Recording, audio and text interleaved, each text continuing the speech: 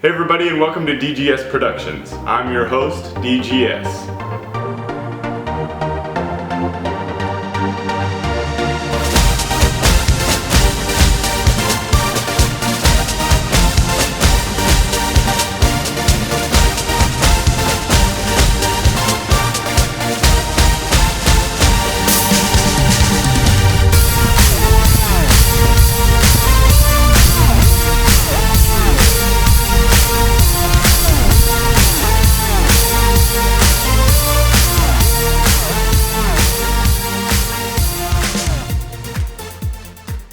It's been a couple weeks since the last video, but there is no shortage of disc golf to go around.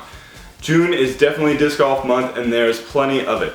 We certainly aren't even done yet with Worlds coming up this next week.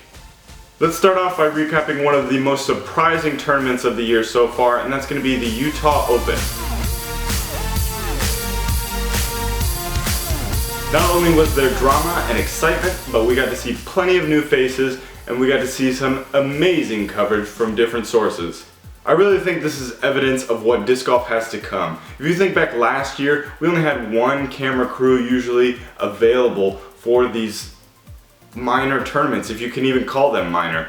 And maybe at the big major tournaments like Worlds, you might have DGS Productions, or you might have Central Coast Disc Golf, or you might have the disc golf guy there. But now we're seeing all of these come together on a regular basis, and it's amazing. Getting to see 3-card coverage, if not 2-card coverage for a tournament in the same round is really phenomenal. You're getting to see different players younger like Anthony Burrell or Austin Turner, even people who are fan favorites that don't always appear on camera, and that's going to be your Drew Gibsons, your now Josh Antons. In addition to the younger players, we also saw a couple new faces to the scene this year, but not new to the disc golf scene, likes of which are players like FaZe, Dustin Keegan, and we even saw some new voices in commentary, which I thought was very interesting.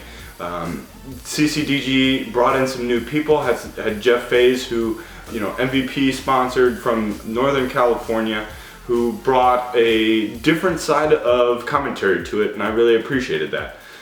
We also saw Bobby Music jump in on the commentary, which is somebody we don't normally see. I think he did mention this is his first commentary, and I really appreciated that as well. Just nice to hear new voices and get some new insights to the course. On the other side of things, we had Paul Ulibarri and Jeremy Colling teaming up on DGS Productions coverage, and that was pretty interesting. Uli definitely added a different vibe to the mix and brought some quirks and some jokes, as well as some different viewpoints as well to the course and the players. Something I've noticed that has kind of started to become a trend, and I really appreciate, is players that are doing the commentating not necessarily only calling out their company's discs. For instance, back when it was usually just Paul Macbeth and Nate Sexton doing commentary, they would normally only call out Innova discs, or they would say something in the general area. So they might say a Firebird type disc, or an overstable fairway driver, or something to that nature. But now that we're getting new names and we're getting to see this grow a little bit more, it's nice to see people call out those dynamic discs names, those Latitude 64 names, even some of those MVP names, even if that commentator isn't sponsored. There were multiple times where Jeremy Colling and Paul Ulibarri have done that, and I greatly appreciated that. And I hope that continues.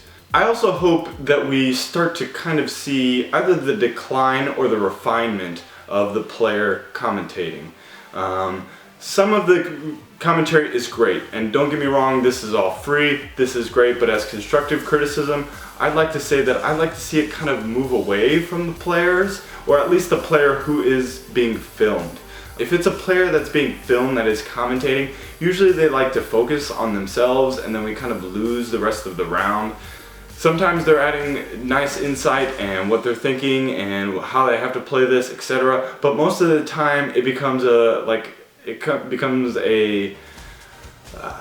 what's the word? It becomes more of like a self-reflection on how they did, and oh, that was a bad shot, and you know, it just came out early, and blah blah blah. And I would like to see a little bit more of a third-person view, a little bit more of a kind of, not more critical, but more unbiased and technical commentary.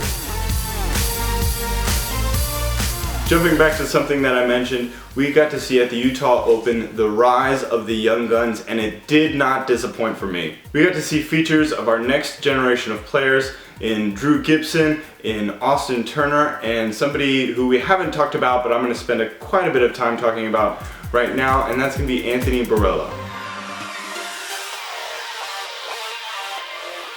Anthony Burrell is a name that some avid disc golfers might already know from the past couple of years, but if you don't know, Anthony Burrell is a young player. Being only 18 years old, and I believe just graduating high school, I expect this kid to blow up in the scene over the next couple of years. Being described as Paul Macbeth's prodigy is a high bar to already be set for someone who's so young.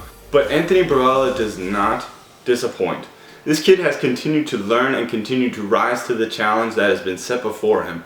I liken his style to almost half Paul Macbeth, half Eagle McMahon.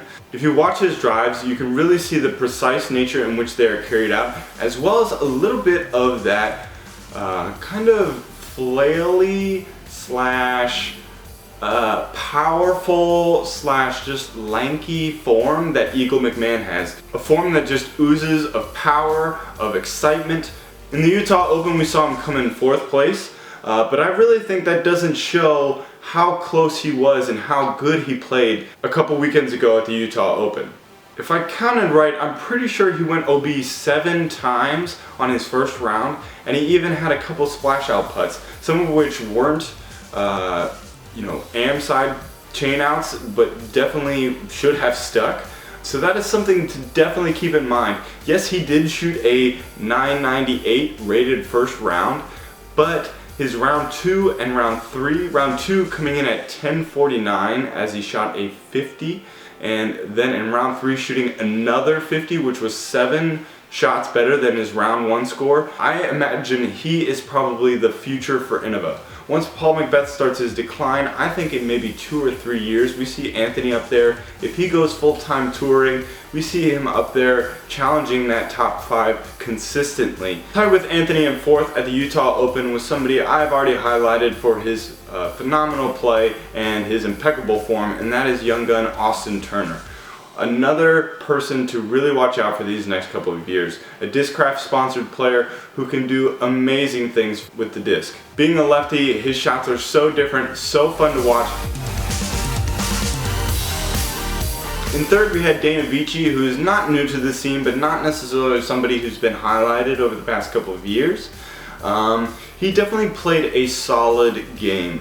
Wasn't as long of a thrower as some of these other guys, and you could tell that in the video, I felt like, but definitely played some solid games, and in round 3 actually coming in with an amazing score of a 46, which is a 1075 rated round, which really catapulted him to the top and definitely had him in the running for the first 2 spots coming into that last back 9. In the back 9 though, we saw a couple different things happen. First thing I want to touch on is Jeremy Colling. Jeremy Colling was in the running for quite a bit of this tournament, but he definitely kind of destructed here in the back 9. In the back 9, if you watch the video again, he misses so many putts that seem like routine for these other guys. It seems like he missed, I want to say 3 putts from within maybe 15 or 20 feet. Something that's not necessarily characteristic, but something we've definitely seen from Jerm before. Colling also had some huge miscues off the tee, which might have been because of nerves, but if this was a wooded course, those shots would have caused him even more strokes than it already did during those rounds. Looking into last week's tournament, when Jerm was not at the Beaver State Fling, he was at the Kansas City Wide Open. He was winning going into the last round and actually fell from that top spot to take the 2nd spot. Colling has had some putting woes in the past, and this is something interesting to take note of. These are 2 tournaments back to back that Jeremy has deflated over the last round. So I don't know if this is just a speed bump that Fling is really dealing with, but I've seen this pop up quite a few times over the past year. And the last two players we have to talk about from the Utah Open are going to be Josh Anton and Ricky Wysocki. By now, most of you have probably heard or seen Ricky Wysocki's ace to walk off the tournament, but if you haven't, I will post a link in the description below to go watch that, because it's definitely a sight to behold and some great footage there from DGS Productions to get all different angles. But first up, let's talk about Josh Anton. Coming out of Masters Cup, I wasn't necessarily sure where we would see Josh Anton really lie. This is not necessarily the biggest stage for him, but this is the second tournament in a row that definitely has a little bit more of that laud and definitely has a little bit more of that stage than we did see earlier this year from his St. Patty's Open win. And what we discovered from the Utah Open is that Josh Anton is here to stay. He's there to stay up at the top and really challenge those guys. I would be very impressed if he pulled out a 1 spot in either any of the national tournaments this year or any of the majors, or even if any of the Disc Golf Pro Tour events that he's attending. But that doesn't mean to say he won't be in the running. I do imagine to see him in the top 5 at many of these events, let alone the top 10 where I think he will stay. He proved at a course where distance means a lot, but accuracy on your second shot means even more, that he can hang with the big boys. However, Ricky, coming into that back 9, was feeling the momentum and they were playing off of each other. Ricky rode that momentum all the way, and Josh kind of started to play a little bit safe, which was something that was interesting considering his first day we were told that he was playing everything aggressive and he was going to continue that way. So as soon as Josh started to lean off the pedal, Ricky really started to accelerate, and that all accumulated then in that final shot that Ricky had on hole 18. Last thing I want to mention on the MPO side of the Utah Open is going to be Ricky's putting. We've seen this a little bit, and only if you've been watching the videos and really taking note are you going to have noticed this. So I've been noticing a little bit of inconsistency and a little bit of lack of confidence at points with Ricky's putting. I know that this Utah Open was at a higher elevation, so those push putts are not necessarily going to get the same glide, they're not going to get the same reaction, and not going to get the same chain action as they normally do. But I thought it was very interesting watching him putt on the front 9 of round 1. It seemed like he missed, I think, 5 or 6 putts, and then eventually kind of switched over to more of a spin putt, as we learned from Paul Ulibarri's commentary, which I didn't discover at all, and I would be interested to go back and actually analyze that a little bit more. As the trend is now, everybody has started to point out that Ricky can't miss. But when Ricky misses now, it's even more of a thing. People in the commentary booth like to brush it off and say, oh, that was just a mishap or whatever. But now I'm starting to notice it more, and I'm starting to notice the pattern of it. Now in the Beaver State Fling, we started to see this trend develop a little bit too. In Central Coast Disc Golf's coverage, we see and we hear Ian Anderson say, oh, this is going to be in Ricky range, you'll totally be fine. And then we see it miss. Granted, there aren't a lot of misses, but there are ones that usually we see. Quite a few of them go in. So it's something to definitely watch out for. I'm not saying that Ricky is having putting problems. I'm just saying that maybe he's working on something, or maybe he's working with something. He has been on tour for quite a while. He's taken a couple weeks off, but not a whole lot off. So I don't know if there's some fatigue, maybe some mental fatigue setting in. But it's something to take note of and see how it develops over the next couple weeks or the next couple of months. On the FPO side, we had quite a bit of drama kind of go down here at the Utah Open. We had some out of bounds rulings which were very iffy and very debatable, and I won't necessarily get into those, but if you've seen the coverage, you know exactly what's going on. That also happened on the MPO side, but we had a little bit more of the dialogue kind of come out on the FPO side. But what a great win for Jessica Wiese, really showing me up. I had her coming in at 4th this week, and she blew me out of the water. We had Paige Pierce fall out of the tournament because of family reasons with the DNF, and from there it really became the Katrina Allen and Jessica Wiese show. It actually went down to a playoff, which Jessica Wiese went on to win, so congratulations Jessica Wiese. I really hope to see her a little bit more throughout the season, and see her play at that consistency and at that high level of disc golf. Now, the weekend of the Utah Open, I was scouting around to see what everybody in the disc golf universe was doing, and I came across the Tennessee State Disc Golf Championships. And I noticed something that was a little bit off. The first 3 rounds of the 4-round tournament for Will Schuester turned out to be a 995 rated round, followed by another 995 rated round, followed by a 959 rated round. He was able to recoup from this and shot a 10-13 round on the last day, but this is something I want to bring up because it has also been noted on Facebook and on Reddit as well, and it's something I want to talk about. So Will Schuester is a great name for disc golf. Somebody I have really looked to and over the past couple of years have really enjoyed watching. Over the past couple of years though, we begin to see a little bit of decline in his play.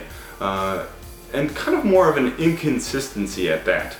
We would see him be on the top card one weekend, and then we would see him finish at the bottom of the pack the next weekend with really no rhyme or reason when looking at the layouts or looking at anything to do with the courses. Now when you watch his form, people can say hitches there, hitches here, approaches here, whatever. But something I really wanted to bring to your guys' attention, if you didn't already know, was a Facebook post that he posted not long after this tournament that really brings quite a few things to light, and something I'm very proud to see him put out, as I think this is a big move for him and for his game.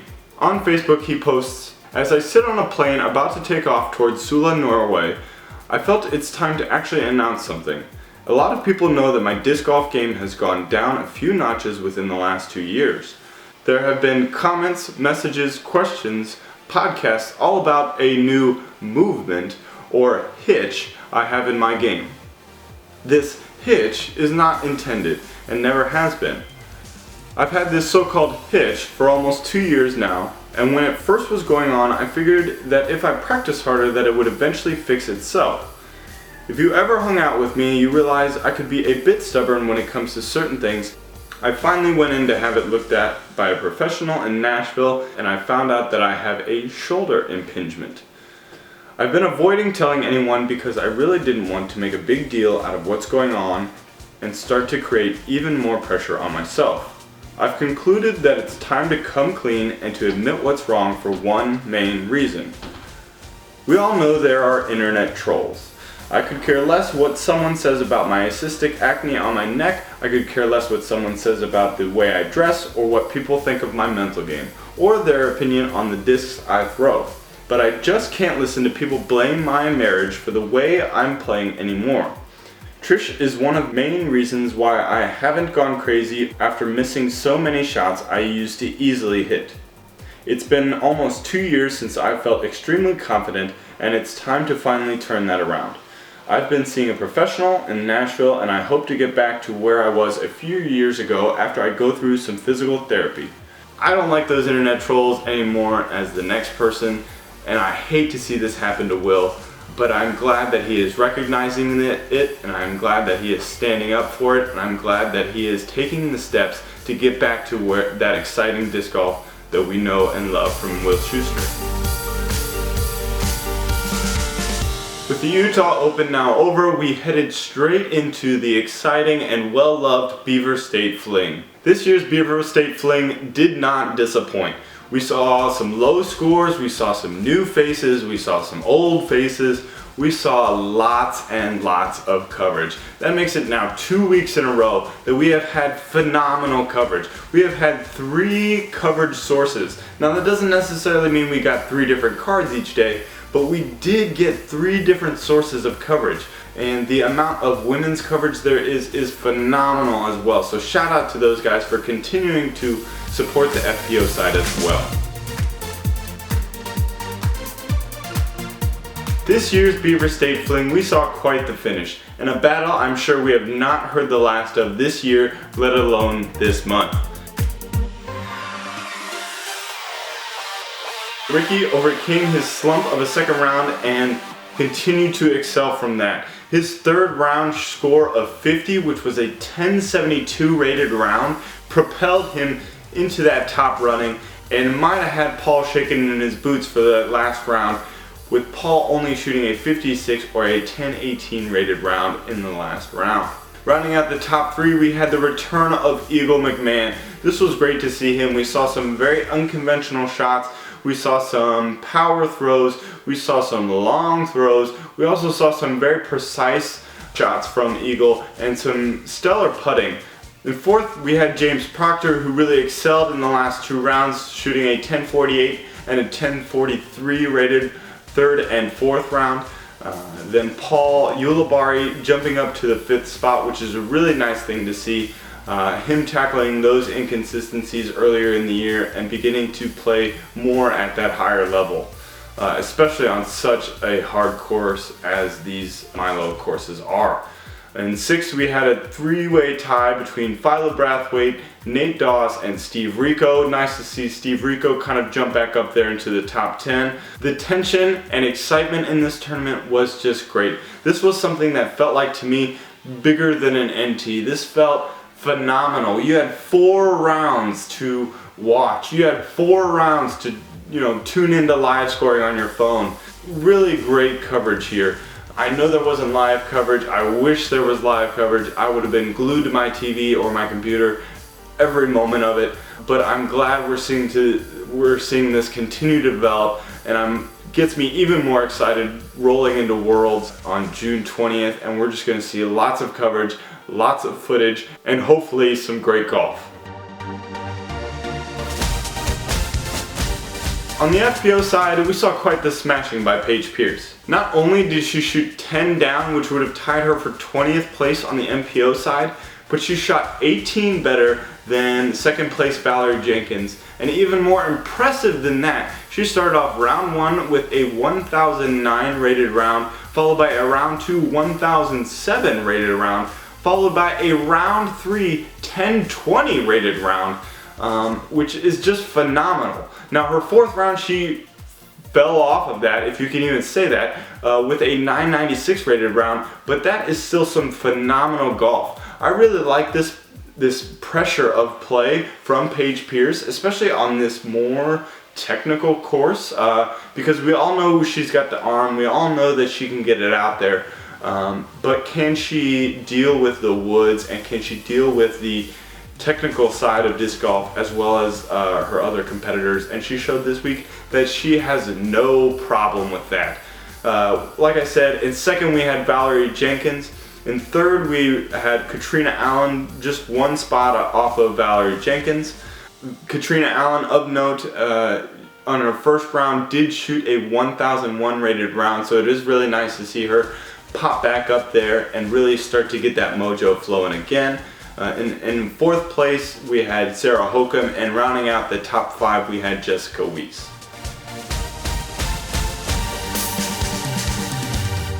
Now let's real quickly get into some DGS picks for Worlds. Worlds is going to be very, very fun, and I hope we see some great disc golf. On the MPO side, I'm going to have to go with Ricky Wysocki. Now this probably isn't going to be the most popular pick. Usually Paul excels after a loss like that, and really comes back and blows out the water. But I think Ricky's kind of on this tear right now, and he's really determined. And in second, I think very closely behind that, if not in a playoff, is going to be Paul Macbeth. He is playing great golf, someone who's very, very fun to watch. I'm going to go with, there's got to be a half stroke between them both. I don't think either of them blows out this win. But having not a whole lot of knowledge on these courses, it'll be interesting to see the ins and outs and which one comes out on top. In third place, I'm going to go with Simon Lizotte. We're going to see him after a long break after the last Disc Golf World Tour event, and I think he comes back with a vengeance. I think we would see him pick up exactly where he left off and see him in that 3rd spot. In 4th spot, it's going to be give or take.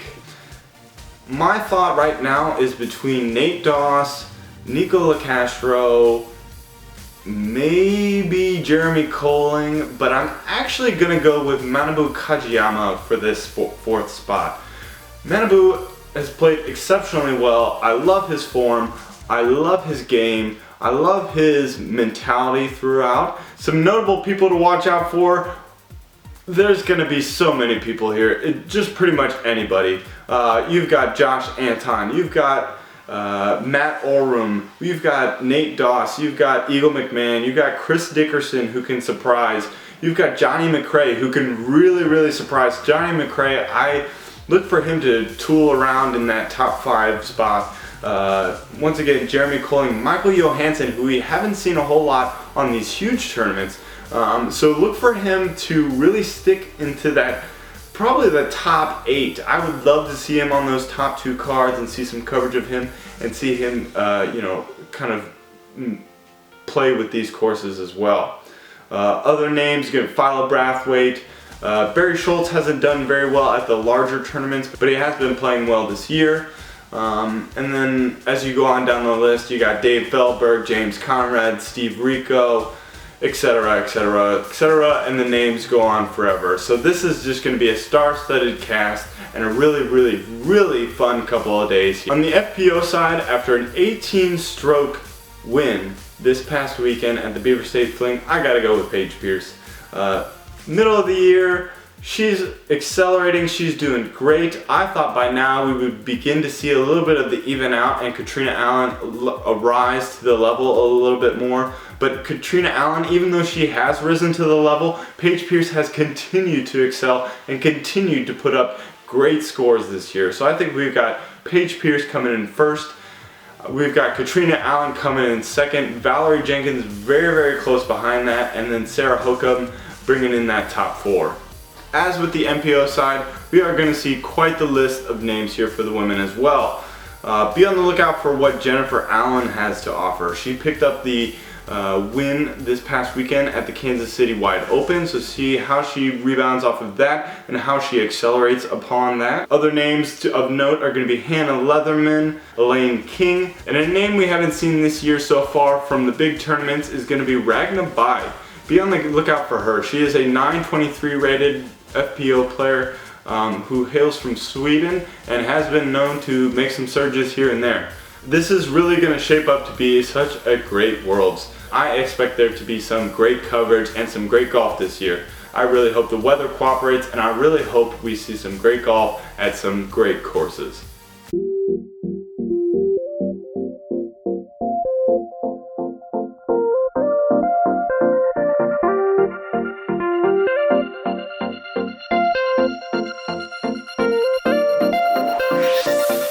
And that's our show.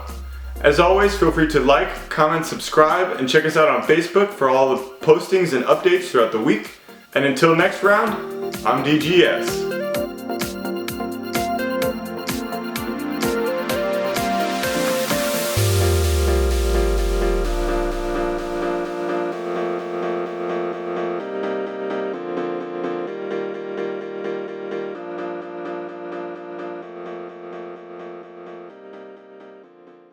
That form that just shows that